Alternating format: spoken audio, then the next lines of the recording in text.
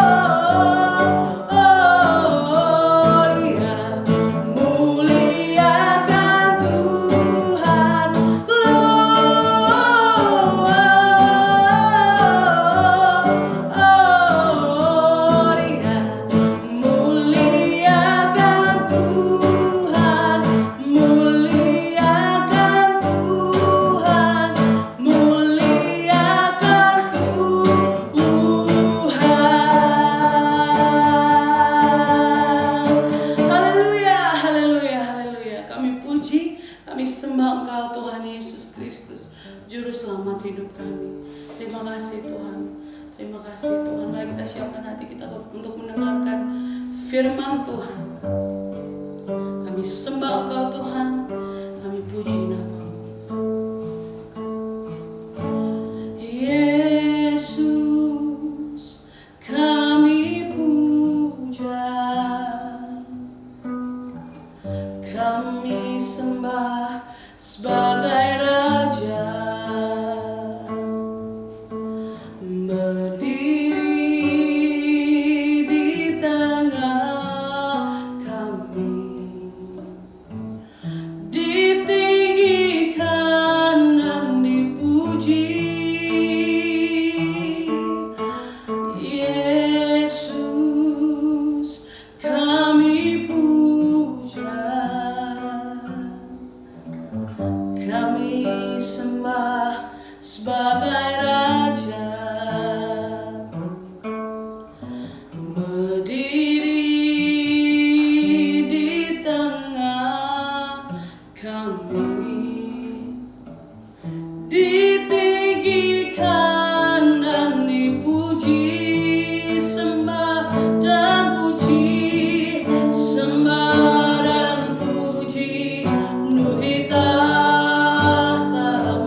Sembah dan puji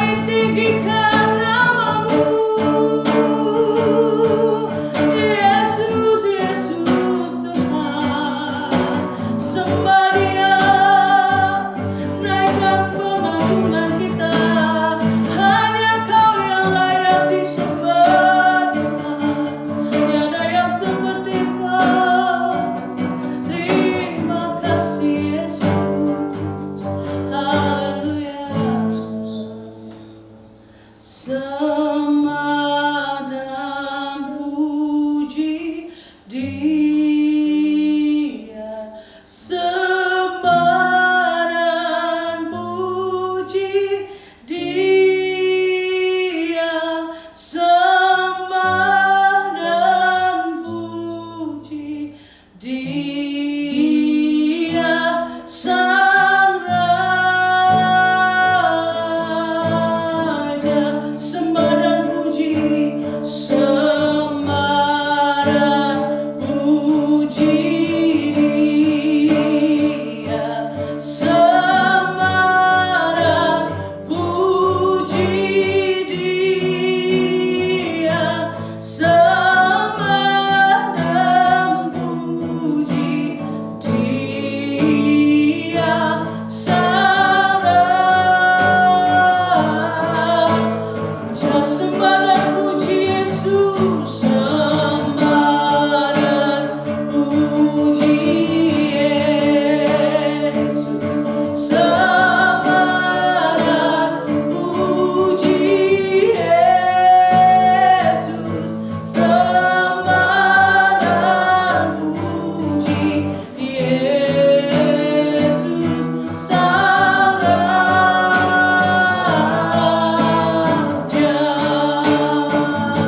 Sembah dan puji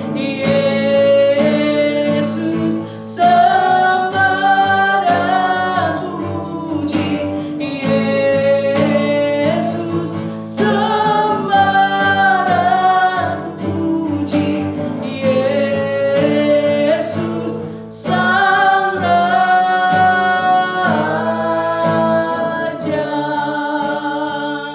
Kami sembah Engkau Tuhan, Raja di atas segala raja. Kami akan mendengarkan firman-Mu. Diberkatilah setiap kami menjadi pendengar dan menjadi pelaku firman Tuhan. Di dalam nama Tuhan Yesus bersama-sama kita katakan amin. Shalom yang people dikasih Tuhan. Gak terasa kita sudah mau mengakhiri tahun, dan ini adalah ibadah terakhir kita di akhir tahun 2021. Dan hari ini tentu kita banyak merefleksikan diri kita ya. Apa yang telah kita lakukan dalam kehidupan kita sehari-hari, baik itu untuk Tuhan, untuk orang sekitar kita, ataupun bahkan untuk diri kita sendiri. Di dalam perjalanan waktu selama tahun 2021, pada hari ini kita boleh untuk dapat merefleksikan diri kita. Bagaimana cara kita bersikap, apakah kita bertumbuh atau bahkan mati. Kenapa mati? Karena kita menyerah dengan keadaan, kita nggak mau melayani Tuhan lagi, kita nggak mau bergaul dengan Tuhan lebih erat lagi, kita mau udah deh terserah, atau bahkan kita membuang-buang waktu kita dengan mungkin main game secara terus-menerus dan gak berhenti-henti, atau menonton drama Korea secara berkelanjutan dan lain sebagainya. Salah nggak? Segala sesuatu yang berlebihan tentu tidak baik. Kenapa? Karena itu akan menghambat yang namanya visi yang Tuhan telah berikan di dalam kehidupan saudara. Akhirnya apa? Tuhan punya rancangan indah ajaib luar biasa dalam kehidupan saudara untuk saudara boleh capai tahun 2021. Akhirnya tertunda karena saudara menyerah dengan yang namanya keadaan. Hari ini saudara, saya mendapat satu tugas yang luar biasa, yaitu kembali mengingatkan saudara, merefleksikan hari-hari saudara. Di mana saudara hari ini ingin melayani Tuhan atau melayani keinginan saudara. Yuk kita buka firman-Nya. Ini agak panjang, tapi kita baca ayat per ayat dengan sesama, dan kita melihat bahwa ternyata Tuhan sudah memberikan banyak sekali anugerah dalam kehidupan kita. Ya, firman-Nya diambil dari Roma 6 ayat yang ke-15 sampai dengan yang ke-23. Ya, panjang sekali ya saudara ya. Gak apa-apa, kita bedah ayat per ayat. 2 macam perhambaan. Jadi bagaimana? Apakah kita akan berbuat dosa karena kita tidak berada di bawah hukum Taurat, tetapi di bawah kasih karunia? Sekali-kali tidak.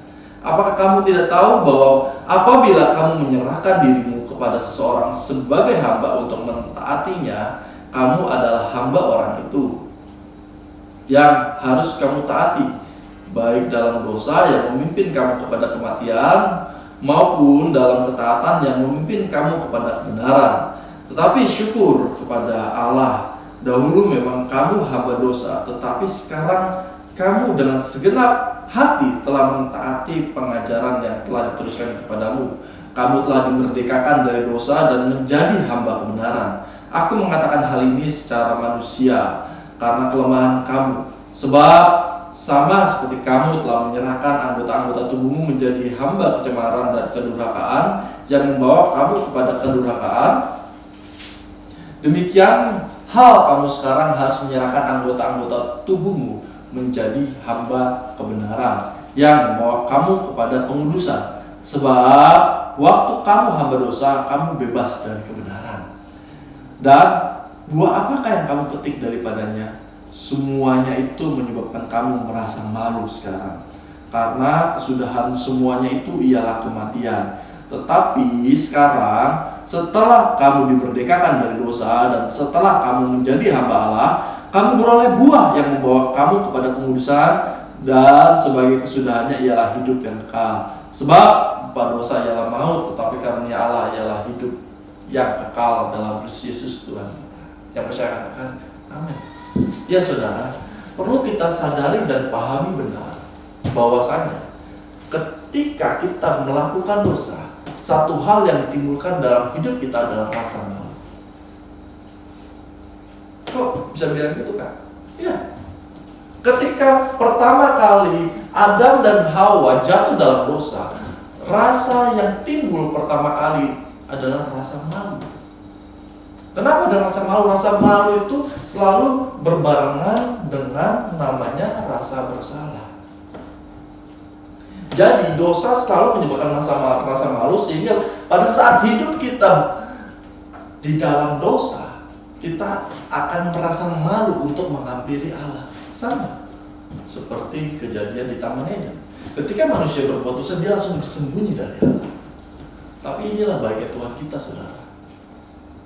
Ketika saudara mungkin sedang terpuruk dan gak kebetulan saudara hari ini datang untuk beribadah melalui online, saudara memiliki kesempatan yang sama, di mana pesan dari Tuhan hari ini adalah Tuhan tetap datang menghampiri saudara, mencari saudara, dan membawa saudara keluar dari yang namanya rasa malu. Ya, belum lama kita baru saja merayakan terkait dengan ibadah kelahiran Tuhan Yesus. Dan hari ini saya kembali mengingatkan bahwa kehadiran Tuhan Yesus di dunia ini bukan merupakan satu formalitas saja. Ada tujuan tertentu, yaitu untuk menghampiri saudara dan saya, membawa saudara dari yang namanya lembah dosa kepada kehidupan kekal. Dan itu bukan retorika atau pemikiran yang mungkin itu kan katanya Pak Pendeta. Tidak, itu firman itu iya dan amin. Saudara, perlu saudara tahu benar bahwasanya kita hidup sangatlah fana. Dan ketika Tuhan telah memberikan hidupnya bagi kita untuk membawa kita dari kefanaan kepada kekalahan, apakah saudara masih memilih untuk menjadi hamba atas dosa? Tapi saya lebih senang menggunakannya menjadi hamba atas keinginan saudara. Kenapa? Karena tak mungkin seorang bisa menjadi hamba Tuhan atau hamba kebenaran dan juga hamba dosa secara bersamaan. Firman Tuhan berkatakan. Kenapa? Karena kamu akan menyukai lain dan membenci yang lainnya. Dan itu adalah fakta. Jadi ketika saudara hari ini mengetahui kebenaran bahwa Tuhan hadir untuk saudara, saudara pilih.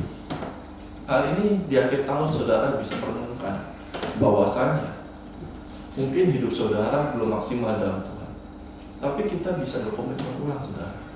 Kita bisa memandang Tuhan kita dan kita bilang, Tuhan terima kasih untuk kehadiran Tuhan dalam kehidupan saya, dan saya mau Tuhan lebih lagi untuk mencintai Tuhan, berpegang pada kasih Kristus. Memang bukan hal yang mudah, dan saya selalu menganggap bahwa setiap hari adalah awal yang baru bagi kita untuk kita dapat semakin setia dalam Tuhan. Amin. Kenapa? Kalau hari ini kita memiliki nafas yang baru yang kita bisa hirup, itu adalah kemurahan Tuhan, dan itu adalah kesempatan yang Tuhan berikan. Dan hari ini Tuhan menghampiri saudara dan saya untuk kembali mengingatkan saudara dan saya bahwasanya Dia mencintai saudara dan saya lebih lagi. Dia meminta saudara untuk menjadi hamba kebenaran. Kenapa? Karena Dia tahu dengan saudara setia berjalan di dalam kebenaran Tuhan, saudara dipersiapkan untuk yang namanya kekekalan.